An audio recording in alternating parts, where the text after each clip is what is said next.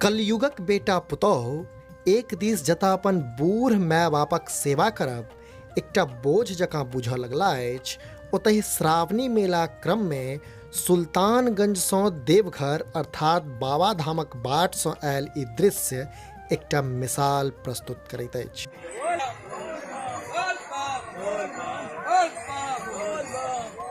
आजुक समयमे जतऽ संबंधक मान मोजर खत्म होयबा दिस अछि, ओतऽ ई दृश्य देखलाक बाद अहाँक मोनमे संबंधक प्रति संवेदना स्वतः जागृत भऽ गेल हैत से विश्वास अछि।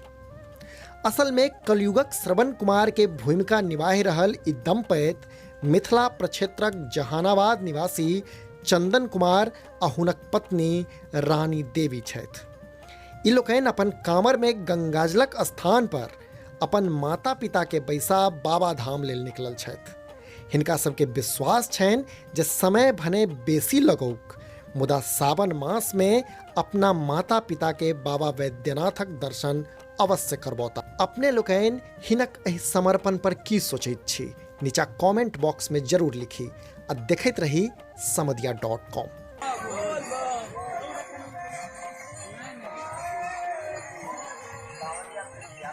कलयुग के सर्वन